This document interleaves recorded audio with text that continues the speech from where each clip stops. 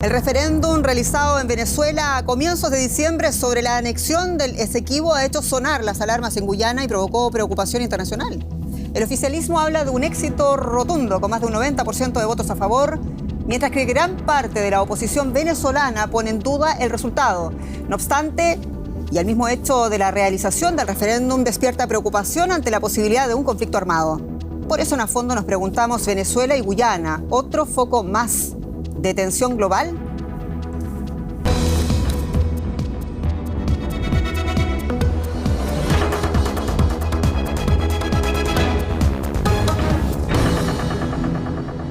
Sean ustedes muy bienvenidos a esta nueva edición de A Fondo. Les acompaña Jenny Pérez aquí en Berlín. Saludamos a Ivo Hernández, politólogo y académico venezolano. Desde el año 2012 es docente en Relaciones Internacionales de la Universidad de Münster, aquí en Alemania.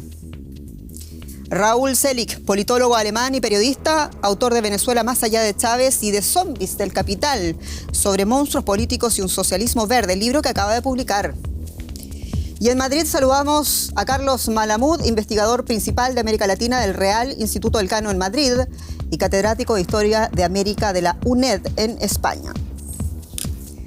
Sean ustedes muy bienvenidos a esta nueva edición de A Fondo. Vamos a hablar de Guyana y de Venezuela y del futuro inmediato de ese conflicto. Nuestra encuesta publicada en YouTube esta vez señala que el 53% de nuestros usuarios que participaron en esta encuesta consideran que con el referéndum Caracas solo trata de desviar la atención de los problemas internos. Pero a ver qué opinan nuestros panelistas al respecto. Discuta con nosotros, como siempre. Bienvenido a esta edición de A Fondo. Y quiero comenzar inmediatamente voy a comenzar con Raúl, con el periodista alemán. Raúl, tenemos que rehacer primero todas las piezas de esta historia, que es compleja, más allá de las implicancias históricas y también políticas que vamos a hablar en breve. Quisiéramos hablar un poquito también de todos los tesoros naturales que tiene el Esequibo. ¿Cuánto vale realmente este territorio en el contexto de este contexto bélico o posiblemente bélico, como se ha planteado? Bueno, yo no podría dar como así datos así financieros, económicos así claros. Lo que está muy claro que es una zona históricamente muy despoblada, ¿no? Yo recuerdo que estuve en los años 80, siendo todavía un estudiante de secundaria, y era impresionante porque realmente era la zona prácticamente más selvática de América Latina, ¿no? Y, bueno, como acontece ahora también con el sur de Venezuela, claro que es una zona de muchísima minería, de muchísimos recursos minerales y además el gran bloque petrolero. Calculan que solamente ese bloque petrolero tiene, si no estoy mal, 11.000 millones de barriles. O sea que realmente estamos hablando de unos recursos naturales. Además, muchos de esos recursos todavía no estarán descubiertos. Entonces, económicamente yo creo que es una zona grande, una zona también en biodiversidad muy rica. Yo creo que todavía ni sabemos cuánta explotación económica será posible en esa zona. Muchas gracias, Raúl. Profesor Ivo Hernández, ¿cuánto está en juego aquí dependiendo de quién controle la región de Esequibo? En términos financieros, se puede hablar de muchísima potencialidad, no tanto lo que haya. Y además de ello, para Venezuela implica la salida del Atlántico, lo cual es geopolíticamente incalculable. Es una cosa que se ha venido discutiendo de muchas maneras. La gente tiene todo el foco en el petróleo, pero se están olvidando que hay un montón de inversiones en infraestructura que se han venido dando, que hay un montón de concesiones en oro, en manganeso, en una cantidad, en uranio incluso. Es decir, hay una significación importantísima que hace que el problema no sea solo de Venezuela y Guyana, sino también como un interés regional. Hay muchos países que tienen, si no la mano, por lo menos los ojos metidos allí. Si no la mano, por lo menos los ojos. Usted, señor Malamud, en Madrid, ¿cuáles son, digamos, el contencioso geopolítico? ¿Cómo se manifiesta este problema, esta situación, este conflicto, como lo queramos poner, hacia el resto de la región? Bueno, la región mira con bastante preocupación la posible escalada del conflicto, entre otras cuestiones, porque tradicionalmente América Latina ha sido una zona de paz, no de falta de violencia, pero sí de paz a través de enfrentamientos bélicos bilaterales o regionales. Y si llegase a producir una invasión venezolana, cosa complicada en términos logísticos, entre otras cuestiones, y también militares, de Guyana y de la región concretamente del Esequibo, eso para la perspectiva latinoamericana sería complicado, sería una real tragedia. Pero a todo esto hay que añadir también la gran preocupación de Brasil, que al mismo tiempo es vecino con los dos países y que vería cómo su situación de liderazgo regional podría complicarse con la escalada bélica. Muchas gracias, Carlos Malamud en Madrid. Ya estamos hablando de Guyana y de Venezuela, que parecen estar dispuestos a todo con tal de controlar esa rica zona con una larga data de disputas. Los antecedentes históricos de este conflicto hablan de la imposibilidad de llegar a acuerdos en el siglo XIX, el rechazo de procesos arbitrales y hoy una escalada entre Venezuela y Guyana. ¿Cómo empezó este conflicto? Y lo más importante, ¿cómo podría terminar? La disputa se remonta a finales del siglo XIX. Un laudo arbitral de 1899 otorgó la posesión del territorio a la Guayana Británica, en aquel entonces colonia británica. En 1966, Venezuela y Reino Unido firman otro tratado en Ginebra donde acuerdan buscar una resolución del conflicto territorial justo antes de la independencia de Guyana, momento en el cual el territorio en disputa pasa a formar parte del nuevo país. Aunque durante décadas se buscaron mediadores e instrumentos jurídicos para llegar a un acuerdo definitivo sobre la posesión territorial, el conflicto no ha hecho sino escalar. En ese tiempo, y sobre todo a principios del siglo XXI, Guyana concedió licencias de explotación a distintas empresas, en un territorio rico en petróleo, gas, oro, diamantes y otros minerales. Pero lo que ha puesto el conflicto en el mapa mundial fue el referendo llevado a cabo el 3 de diciembre por el gobierno venezolano, que asegura que el 90% de los participantes votaron por la anexión y consiguiente creación del Estado Guayana Esequiba como territorio venezolano. Este referendo ha desatado un conflicto diplomático que amenaza con desestabilizar una región que hasta ahora se había librado de conflictos de mayor envergadura. Guyana cuenta con el apoyo de Estados Unidos y diversas naciones europeas, mientras Venezuela tiene de su parte a China y a Cuba. ¿Es la disputa territorial un conflicto por los recursos o una estrategia de Maduro para desviar el foco ante la crisis en Venezuela? Bueno, y antes de tratar de descifrar qué se propone Nicolás Maduro con ese referéndum, yo quisiera profundizar algunas cosas que por lo menos para mí quedan abiertas y si tiene que ver con los detonantes o el detonante de este conflicto. Desde la década de los 80, decíamos en el informe, Guyana comenzaba a conceder esos permisos de explotación petrolera a ExxonMobil de Estados Unidos, rompiendo también con ello el status quo de ese acuerdo del año 1866. ¿Cuán relevante es o debería ser, Ivo Hernández, en su opinión, este hecho en el debate, el detonante? ¿Quién empezó? Bueno, un poquito para situar a la audiencia en tres fechas fundamentales. 1899, que es ese laudo arbitral del cual estamos hablando, que es realmente una farsa, si se puede decir así. Es una cosa muy colonial. Estamos hablando de aquella Venezuela prepetrolera sentada. Ni siquiera la invitaron. Unos sujetos decidieron ahí en nombre de Venezuela y Inglaterra, que en ese entonces era, si no la potencia mayor del mundo, una de las grandes potencias, decide otorgarse junto con unas personas, un señor ruso allí. Eso es falso. Después se pasa a 1966, cuando el tema, los dos países, ya Guyana, y así lo dice el documento de ese momento, estaba en vísperas de lograr esa libertad. Es una colonia británica. Entonces, ellos lo que dicen es que, bueno, estos van a tratar de ponerse de acuerdo. A partir de allí, Guyana empieza un proceso en el cual, sobre todo en los últimos tiempos, empieza a dar concesiones de distinto tipo. Insisto mucho con la infraestructura, porque se habla incluso de una autopista que comunicaría Georgetown con Boavista, y eso, por supuesto, atraviesa el Esequibo. Entonces, estamos hablando de unilateralidad en la función. No se está respetando el hecho de que el territorio estaría en reclamación, sino que ya se está asumiendo un laudo que es absolutamente írrito, como se puede ver, de todas maneras, y se judicializa el problema a partir del 2019. Es decir, se lleva a instancias de una corte internacional para acelerar una decisión. Eso es lo que estamos viviendo. Entonces, el detonante es aquí tiene un responsable, según lo que dice, es Guyana. Es básicamente un manejo de un problema complejo que ahora primero se judicializa y luego se politiza por un gobierno autoritario en Venezuela que definitivamente no sabe lo que está haciendo. Pero el detonante, según todo lo que narraste, de ese es una actitud, sí, exactamente, de no entender que es una zona en reclamación. Raúl, ¿qué opinas de eso? Bueno, yo diría que es una herencia del colonialismo, así es, yo creo que ahí estamos de acuerdo. Y también hay que recordar que las relaciones de Venezuela con Chávez, con Guyana, fueron muy buenas, ¿no? O sea, no hay que olvidar que Guyana se benefició en gran medida por el pacto petrolero que ofrecía Venezuela en esa época, el Petrocaribe, que era Bueno, que Chávez no es el primer presidente venezolano que practica esa política, pero es una política de cooperación con países más pobres de América Latina y el Caribe. Entiendo que ya en los años 70 se practicaba esa política. Y en ese acuerdo, pues los países pobres de la región reciben petróleo a precios subvencionados. O sea, en términos del mercado, diríamos, Venezuela regaló petróleo a Guyana en medida de $500 millones.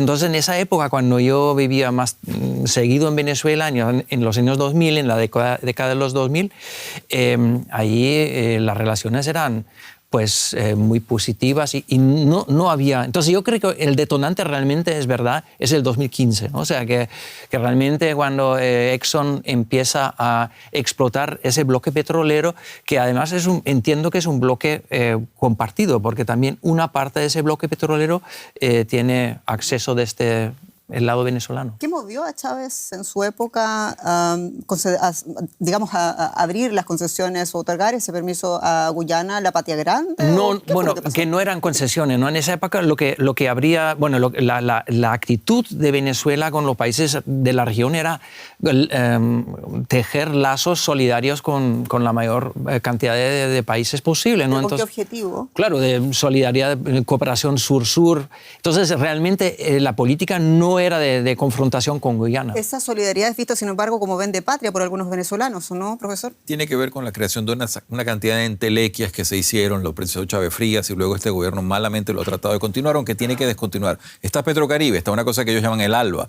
está UNASUR, en fin, la cantidad de chatarra diplomática que ha ido quedando en el camino es enorme, pero repetimos, sí es cierto y tengo que suscribir que hay una deuda importante que se habló de pagar con arroz en algún momento. Guyana ni siquiera pudo honrar porque ellos tienen unas producciones malísimas en términos de costos, entonces no se pudo hacer y hay una deuda también allí. Petrocaribe es uno de los fundadores, de hecho, de los 18 países, que además son parte del CARICOM. Todo eso está a favor de Guyana.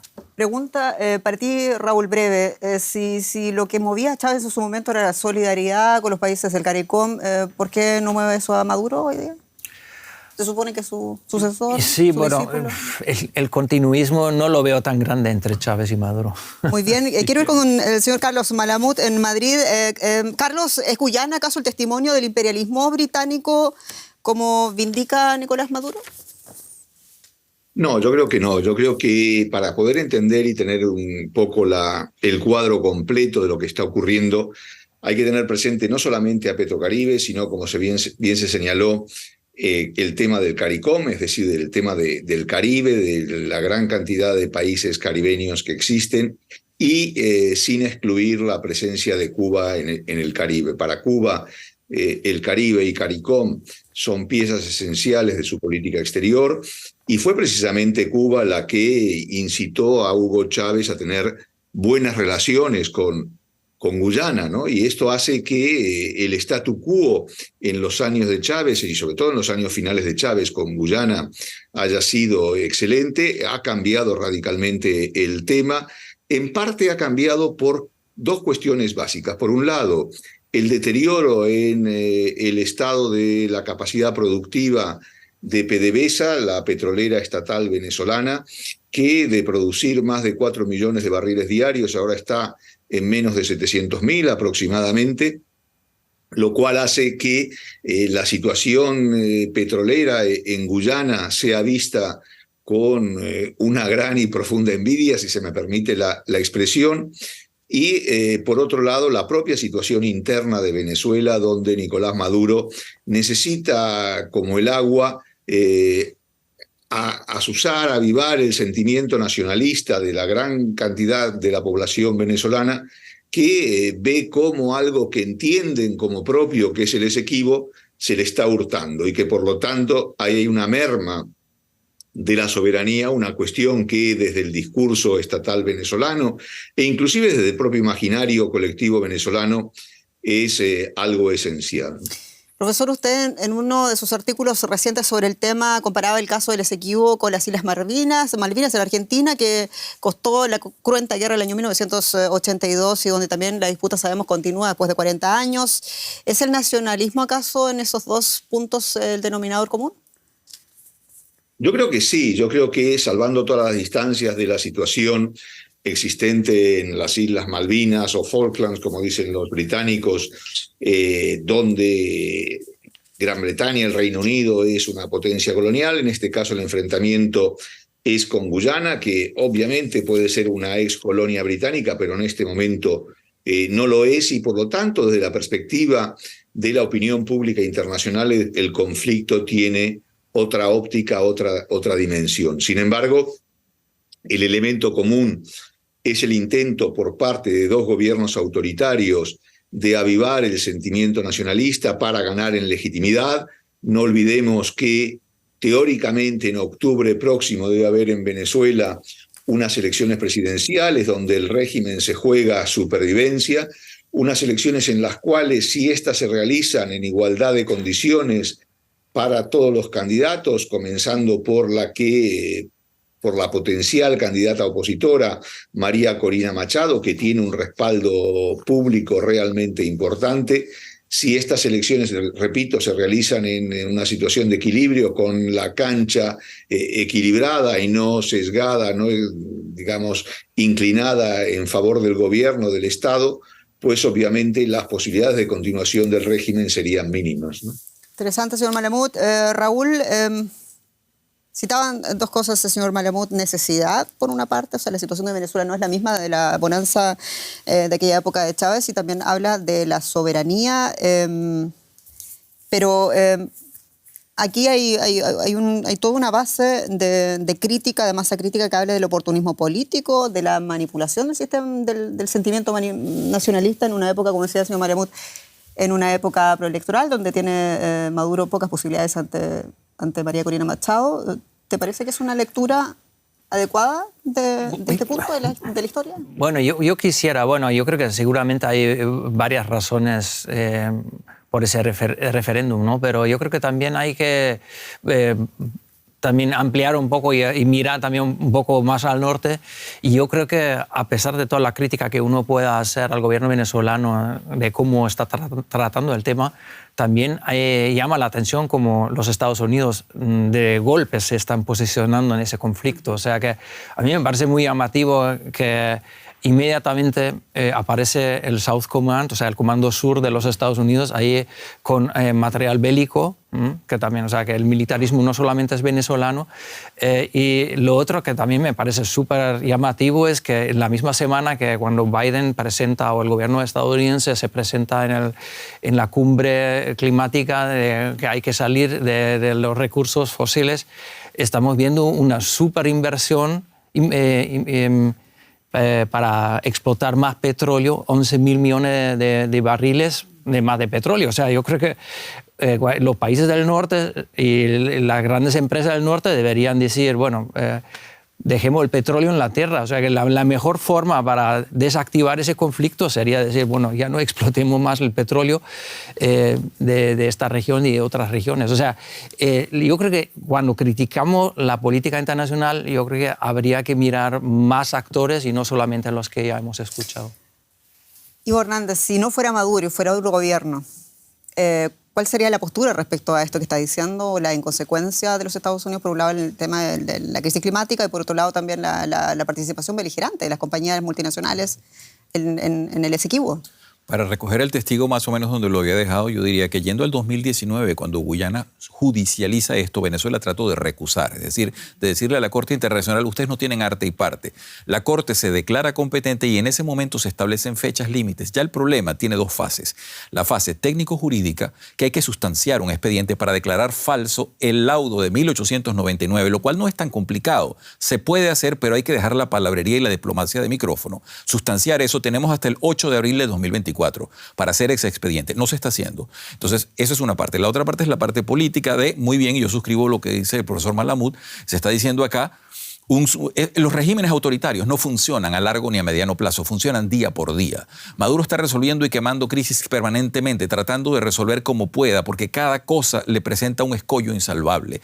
Tiene unas elecciones y esto se puede incluso ver como una especie de práctica del fraude que se va a hacer. Esos 10 millones de votantes que aduce el régimen, ¿de dónde salieron? Todo el mundo los cuestiona. Entonces, si podemos... Pero, a ver, Ivo Hernández, realmente todos los venezolanos creo que están de acuerdo en ese punto. Exacto. Entonces, si podemos decir que se puede inflar algo así, dice, bueno, ¿qué está haciendo el ¿Dónde se ha visto un referéndum de 5 preguntas amplias? ¿Qué es eso? ¿Quién hizo eso? Evidentemente no se está haciendo lo que se debe hacer. 1, sustanciar con gente especialista, buscarse a los mejores, y los tenemos fuera y dentro de Venezuela, y ponerlos a trabajar en ese expediente del 8 de abril, y por otra parte dejarse de esas fuegos artificiales de diplomacia. Venezuela no tiene con qué invadir nada de Guyana, Venezuela no tiene PDVSA para mandar nada en Guyana, PDVSA es un cascarón, y las Fuerzas Armadas venezolanas dejaron de ser lo que fueron hace 25 años. Entonces, no hay capacidad bélica, no hay capacidad técnica, estamos simplemente escuchando los delirios de una persona que mantiene un país cooptado en base a las declaraciones que tiene, y la comunidad internacional le haría bien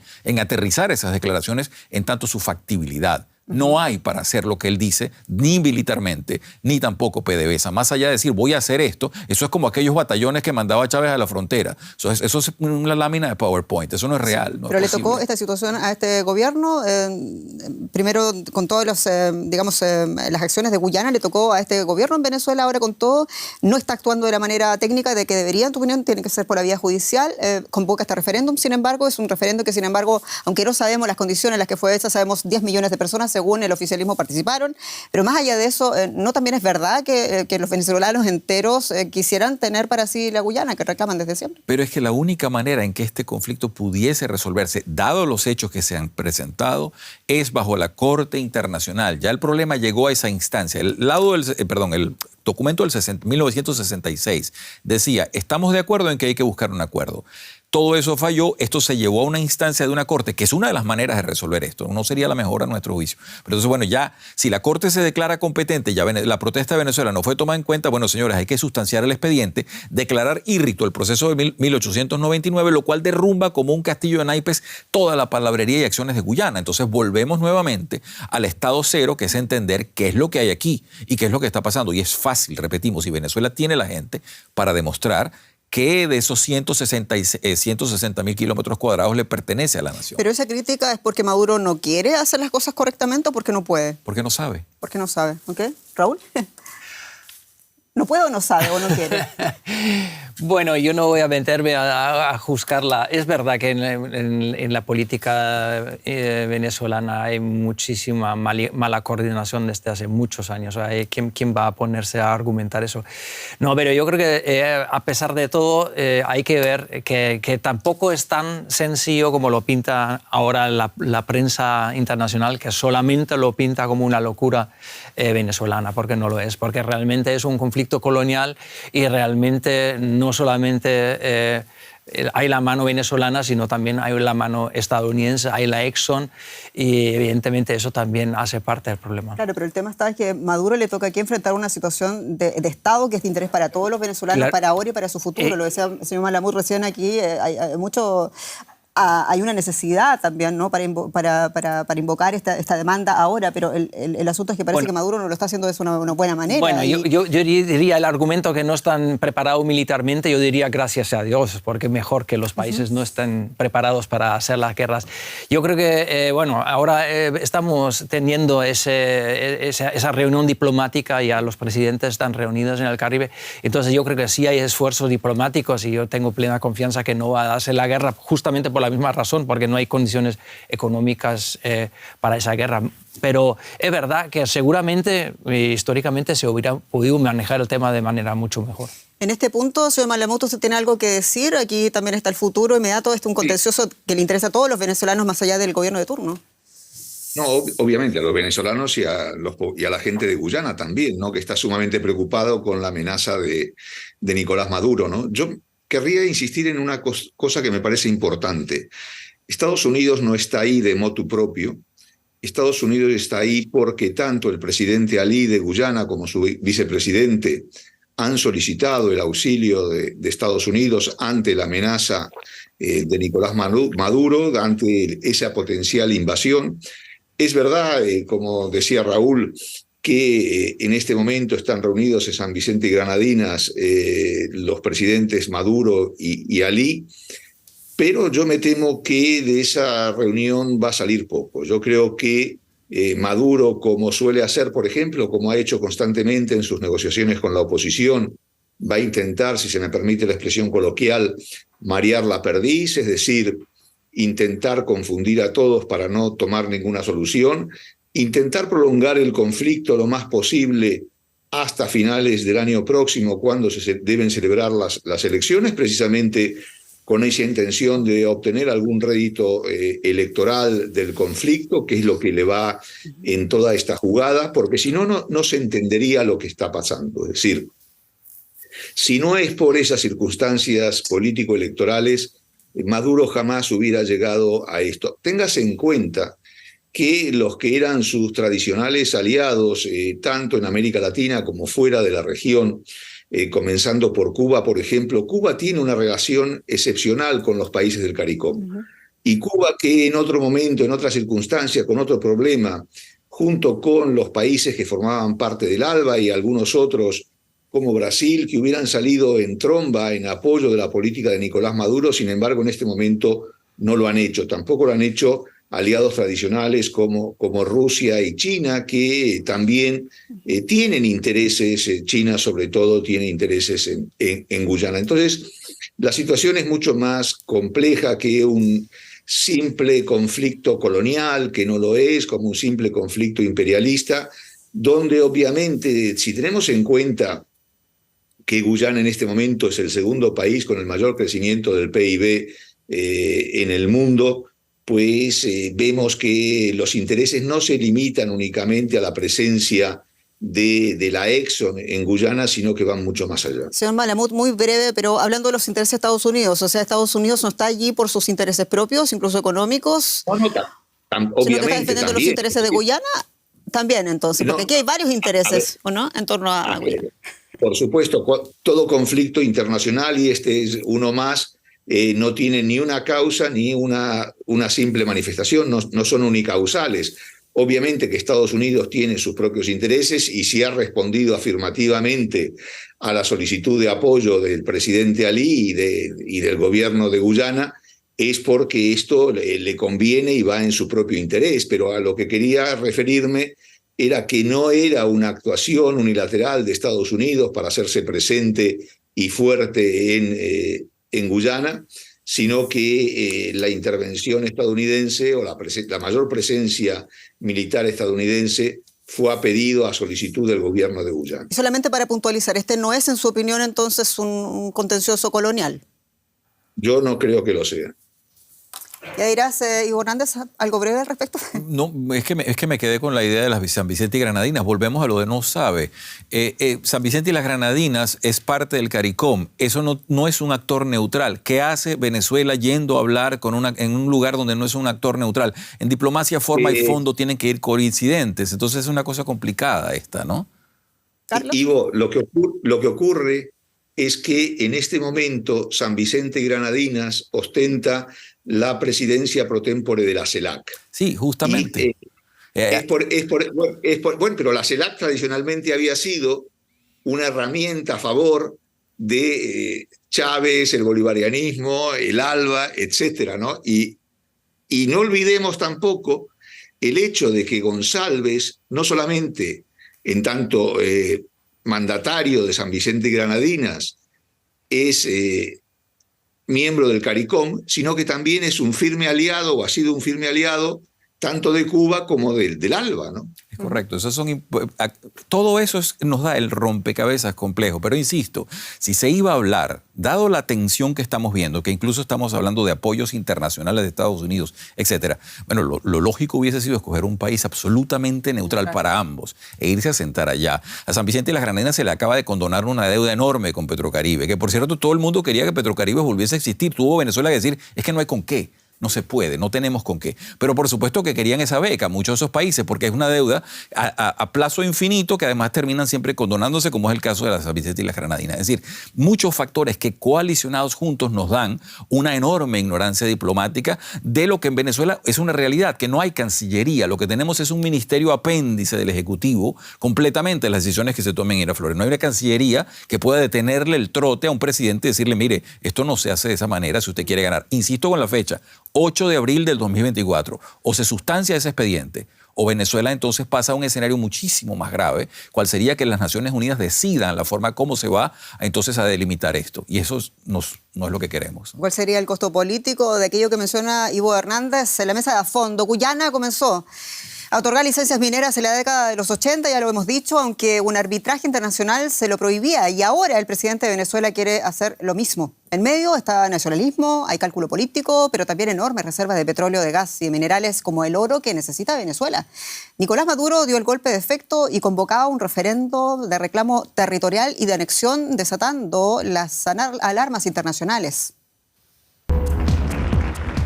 Venezuela insiste en que su referendo es vinculante y que el otorgamiento de licencias mineras debe iniciar inmediatamente, pese a los reclamos de algunos representantes de la oposición. Por su parte, Guyana acusa al gobierno de Maduro de atentar contra su integridad territorial, queriéndose anexionar lo que hoy en día representa 2/3 de su actual territorio. Reclamado y ocupado de facto, pese a que no se ha llegado aún a acuerdos sobre la soberanía de la región en disputa. Los intereses económicos también han jugado un papel muy importante en este conflicto. En 2015 fueron hallados enormes yacimientos de petróleo en el mar de Guyana, de hasta 8.000 millones de barriles, según estimaciones. Actualmente, la petrolera ExxonMobil explota estos pozos, cuyos réditos han acelerado la economía guyanesa, la más próspera en la región, con subidas de hasta el 50% en el último año. Vecinos como Brasil han movilizado sus tropas a la frontera con la región, pues recelan de las intenciones venezolanas. Mientras, se espera que en los próximos meses la Corte Internacional de Justicia se pronuncie sobre este litigio. ¿Qué posibilidades hay de llegar a acuerdos que resuelvan el conflicto? Bueno, Ivo Hernández, académico, está realmente pesimista. El gobierno venezolano no tiene la línea técnica para hacer frente a esa judicialización de este proceso. Nos decía en la mesa de a fondo. Yo quiero preguntarte en términos políticos, más hablando de lo que significa ese referéndum que convocó Nicolás Maduro, si el discurso antiimperialista que cita Nicolás Maduro para movilizar a los venezolanos en ese referéndum, en medio también de la campaña electoral y en medio de la irrupción de la muy popular María Corina Machado, ¿alcanza para solucionar este tema? Yo dudo, ¿eh? Yo hace tiempo que no he estado en Venezuela, pero yo lo dudo. Yo sé que realmente el cansancio, el agobio de este gobierno se nota desde hace mucho tiempo, ¿no?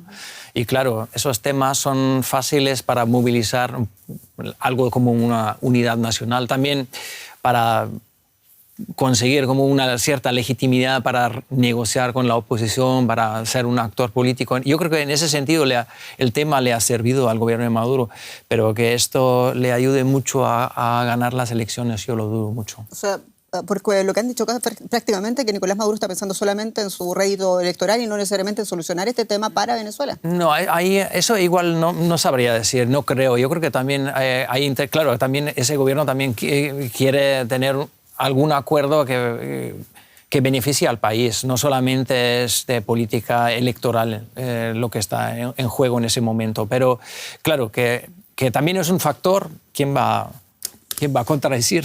¿Cómo cae este tema en la campaña electoral, ¿no? ¿Cómo se alinea la candidatura de María Corina Machado? ¿Tenemos algún antecedente respecto a este tema? A mí básicamente lo que me parece, insisto, es que es un tema de ejercicio electoral. Es decir, aquí ese referendo que es un absoluto disparate con 5 preguntas extensivas. Eso no existe. Los referendos son cosas muy precisas, entonces se convoca la opinión nacional. ¿Qué se va a decir allí sobre el Esequibo? Si existe un tema que vincule a todos los venezolanos, es el Esequibo. Ahí nadie va a decir nada porque desde la educación básica eso está implantado. Los mapas que se manejan en Venezuela sí tienen la zona de reclamación. No son como los mapas que ponen afuera. Uno de hecho lo extraña que no están las rayitas cuando ve un mapa internacional. Ahora bien, ¿que esto está siendo utilizado? Tengo que suscribir lo que los dos otros ponentes están diciendo. Claro que sí. Ahora, repito, esto tiene una vida hasta abril. Esto tiene un oxígeno solamente hasta abril. A partir de abril cambiaría el tono del problema. Se puede mantener una situación electoral allí o una viabilidad electoral. No sé si llegue hasta octubre, hasta noviembre del año que viene. No sé si llegue a tanto. Incluso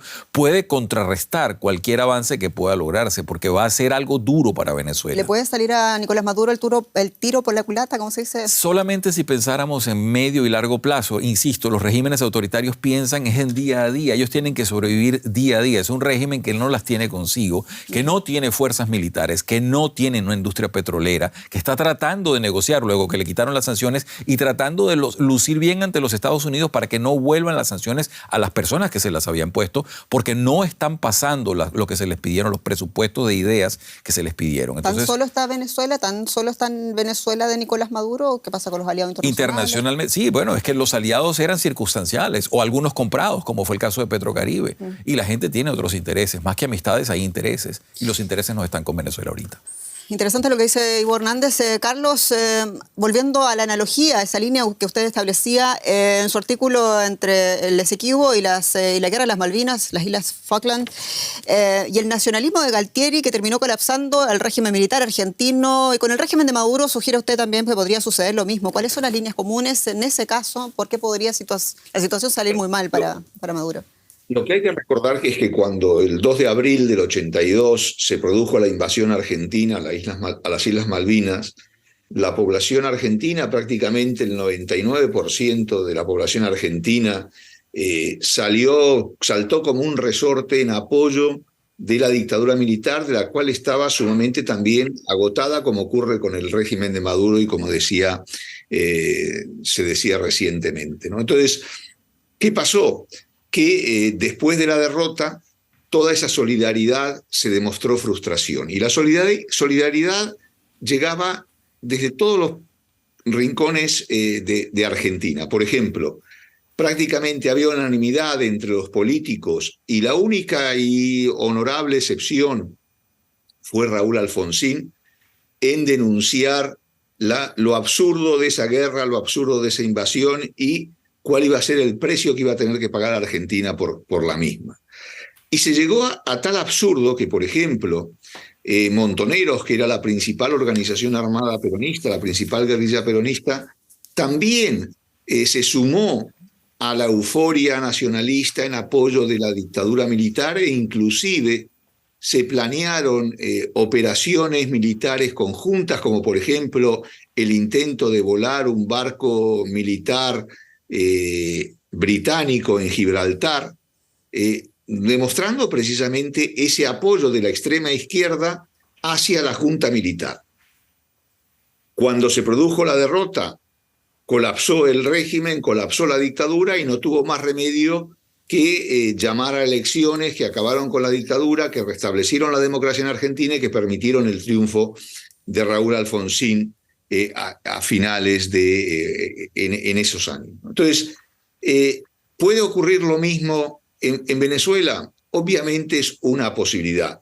La situación del régimen de Maduro es sumamente complicado, el hastío de la gente con un gobierno chavista que ya se prolonga por más de dos décadas, casi 2 décadas y media, evidentemente está ahí, y de producirse un revés sonado, no descartaría precisamente que el régimen entre en un colapso. Ahora, para que esto ocurra, debería haber un revés bien político, bien judicial, bien diplomático, de tal envergadura que se demuestre que precisamente esa incompetencia de la cual hablaba Ivo, del chavismo y sobre todo del régimen de Maduro, es la que es, ¿no? Se hablaba antes de que no hay una diplomacia venezolana, y es verdad que el servicio diplomático venezolano se ha desmantelado profundamente, y recordemos en este punto que no en vano, en una de las vidas anteriores,